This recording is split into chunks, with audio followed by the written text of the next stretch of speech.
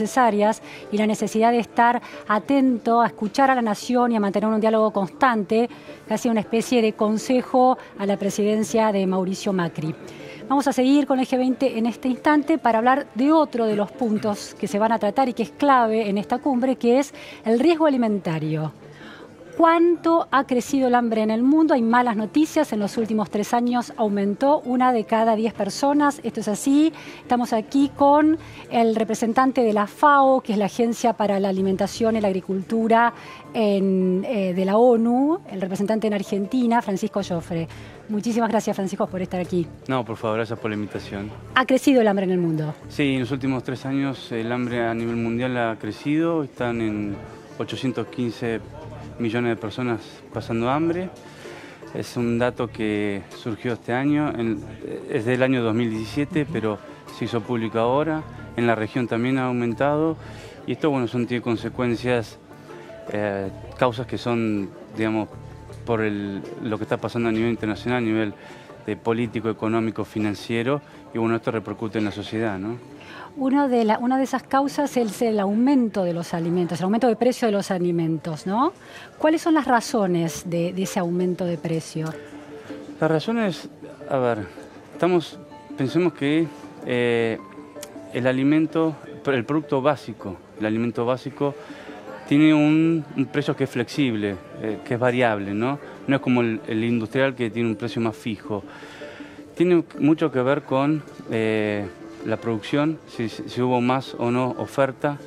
Tiene que ver mucho que ver en los últimos años con el cambio climático. Este año vimos que en Argentina hubo una sequía importante, que eso disminuyó la producción. Claro. y además disminuyó el ingreso, creo que 6.000 millones de dólares más o menos aproximadamente. Eso implica que además hay menos alimentos a nivel mundial, lo cual empieza a jugar lo que es la oferta y la demanda. Entonces, cuanto menos alimentos, más costoso. Y eso es lo que está pasando hoy en día. O sea, el cambio climático y que es difícil de controlar. Las naciones se ponen de acuerdo, pero no se cumplen los protocolos. Sigue impactando en la desertificación, sequías, tormentas que impiden una producción constante. ¿Qué medidas se puede tomar ante esa variación global de difícil control por parte de los humanos, digamos? A ver, el primer punto es tener una decisión política. Una decisión realmente de querer o bajar la pobreza, bajar el hambre o mismo combatir el cambio climático. Eso es un poco lo que ocurrió en diciembre del 2015 con el Pacto de París y la Convención Marco de Naciones Unidas para el Cambio Climático. Todos los países han decidido bajar los gases de efecto invernadero y tratar de llegar a bajar 2 grados de calentamiento global a lo que era la época preindustrial, ¿no? Estamos hablando hace más de 200 años atrás. Un objetivo bastante inalcanzable, se ha mostrado. Es alcanzable siempre y cuando haya una decisión política. Claro. Si no, es imposible. Ya lo vemos como hubo países que han firmado, han acordado y después se han salido de ese pacto. Por ejemplo, Estados Unidos, lo cual se hace difícil porque estamos hablando de uno de los países que más gases de efecto invernadero produce en el mundo. Entonces, primero tiene que haber una decisión política y después tiene que haber un marco institucional que te permita realmente combatir todo eso, combatir el cambio climático, combatir la pobreza, combatir el hambre, que son todas causas, efectos que se van concatenando uno con el otro. Tiene que haber un contexto, una institucionalidad adecuada. Cuando hablo de institucionalidad hablo de tener un marco legal apropiado, una institución sólida, con técnicos. Francisco, Francia proponía para controlar el precio de los alimentos poner un tope máximo de precio internacional a la materia prima de los alimentos, pero Argentina y Brasil se resisten a esa idea. ¿Por qué sucede esto? Y ahí es que tenés otras variables que van jugando con los precios de los alimentos. Por ejemplo, el transporte, el petróleo, eso también influye en cuánto te va a costar o no el alimento hoy, mañana y de acá a un año. Entonces, es difícil ponerle un precio máximo más países como Argentina, Brasil, que son, digamos, vivimos en un subcontinente como América Latina y el Caribe, que es muy dependiente del alimento. Claro. Entonces, ponerle un precio máximo. En términos de exportación, importación, a eso exacto, te referís. que no le conviene, claro. Es difícil. Cuando decimos alimento para la humanidad, ¿a qué tipo de alimento nos estamos refiriendo? A ver, estamos hablando de todo alimento que se produce, ya sea oleaginosas, frutas, verduras, hortalizas, ganadería, la pesca. Son todos alimentos que se van calculando y eso es todo lo que hace a que la humanidad o todas las personas puedan tener un alimento, ¿no? Básicamente, y después esos son productos básicos. Después uno los va a poder procesar y ahí van surgiendo otros alimentos claro. ya más procesados que tienen otras características, ¿no? Ahora, digamos, los territorios con enormes problemas de hambruna son socorridos por parte de la FAO, por ejemplo, o de las agencias de las Naciones Unidas, ¿con qué tipo de alimentos? ¿Alimentos procesados, ricos en proteínas? ¿Cómo son esos alimentos? Bueno, a ver, en el marco de Naciones Unidas hay 3 agencias que trabajamos muy conjuntamente, unidos, que son el Fondo Internacional para la Agricultura, que es el fondo de inversión que genera proyectos y es el que te permite después financiar los proyectos de producción de alimentos. Está el Programa Mundial de Alimentos, que es el que distribuye los alimentos, y después está la FAO, que es la que brinda la asistencia técnica de cómo producir y qué producir. En cuanto a la distribución de alimentos, como ayuda urgente y de corto plazo, ¿qué tipo de alimentos se distribuyen? Y por empezar, aquellos que no son perecederos. Básicamente porque eso lleva un tiempo entre que un alimento se acopia y después se distribuye. Claro. Entonces, ahí es necesario que pasen unos días para que no se pongan mal. Conservas, fideos, ese tipo de cosas. Arroz, básicamente. Ahora, también porque hay un problema que señala muy bien el informe de este año, que no solo aumenta el hambre, sino que aumenta la malnutrición, es decir, la calidad de la comida que las regiones están consumiendo y sobre todo los sectores más vulnerables. Exacto, lo que está pasando, y eso es algo que se ha notado el año pasado, pero este año ya empieza a notarse más, es el problema con la malnutrición, el sobrepeso, pero sobre todo la obesidad. La obesidad es un problema que ha crecido en los últimos años y en Argentina en los últimos 12 años creció un 40%. ¿En adultos y en niños? En adultos y en niños. En adultos a nivel mundial estamos hablando de 1 cada 8 personas adultas tienen obesidad. La obesidad implica que uno tiene en su cuerpo un 30% más de masa corporal.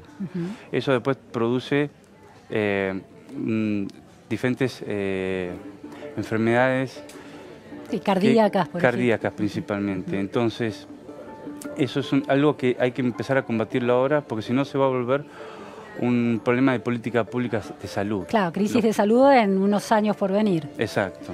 También hay un problema con los niños, los menores de edad, debido a la malnutrición. Pueden tener calmado el hambre, pero la malnutrición hace que se produzca un ralentamiento de su crecimiento. De su crecimiento.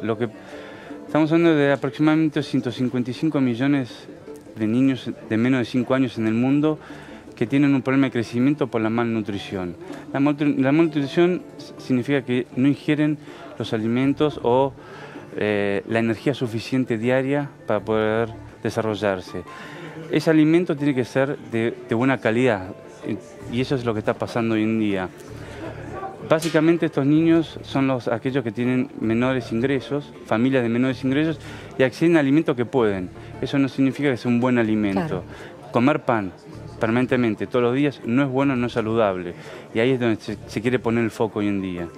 Otro planteo en relación al aumento de precio de los alimentos es, por un lado, la demanda de China e India sobre los alimentos. En esta lógica de oferta y demanda que explicabas al principio, ¿qué está pasando allí para que haya tal nivel de demanda? Es una cuestión de crecimiento poblacional.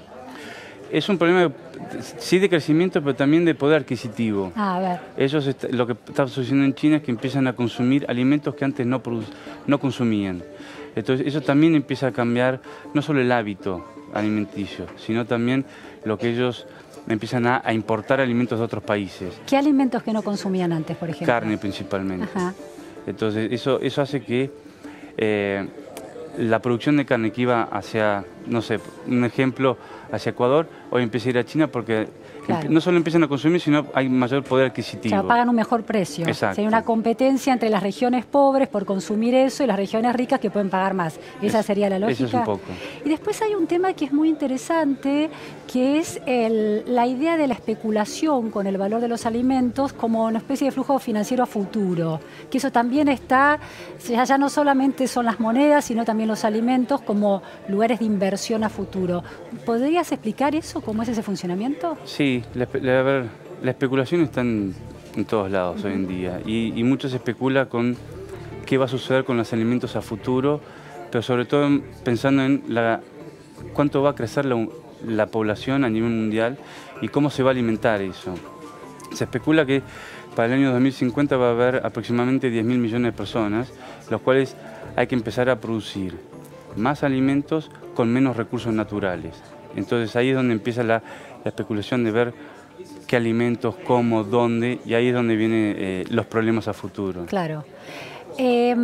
Hay otro tema, y el año 2050 es importante, que es las enfermedades y las muertes, las tasas de mortalidad por la resistencia a los antibióticos, que en la industria alimenticia, sobre todo en los granos, pero sobre todo en los animales, en las carnes, es un problema muy serio actualmente. El uso un poco fuera de control de los antibióticos y la resistencia que eso genera en quienes consumen.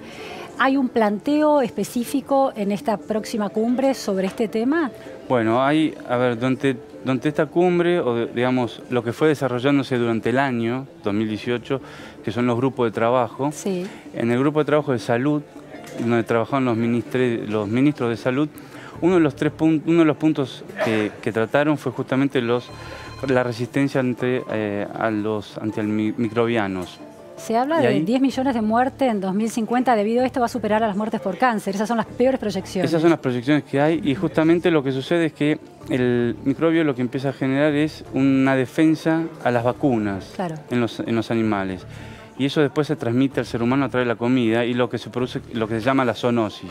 Y eso es uno de los temas que ha sido tratado y la idea es justamente empezar a trabajarlo ahora porque también va a ser otro tema que se manejó en el grupo de salud, además de la obesidad, como un problema de política de salud a largo plazo. En esta, y es la última pregunta, Francisco, en esta guerra de proteccionismo y apertura de fronteras y de mercados, ¿cuál de las dos medidas le hace bien a la guerra contra el hambre? El gran problema contra el hambre es la incertidumbre. Digamos, más allá de que uno pueda ser proteccionista o no, pues proteger también significa cuidar tu propia producción de alimentos. Pero es la incertidumbre lo que te va a traer si vas a poder o no combatir el hambre en el mundo. Y la incertidumbre es el cambio climático, la incertidumbre es la decisión política realmente de ir para combatir el hambre en tu país y en otros países. La incertidumbre del sector financiero, si te va a dar o no recursos para poder tener un crédito. La incertidumbre es lo que te va marcando un poco la agenda. Y creo que lo que se ha tratado en el G20 de este año, del 2018, es un poco eso también. Muchísimas gracias, Francisco, muy esclarecedor realmente. Un placer, muchas gracias. Nos vamos ahora a un corte en Más Info, segunda edición, pero no te vayas porque esto sigue, estamos muy atentos al seguimiento del G20 y todas sus derivaciones.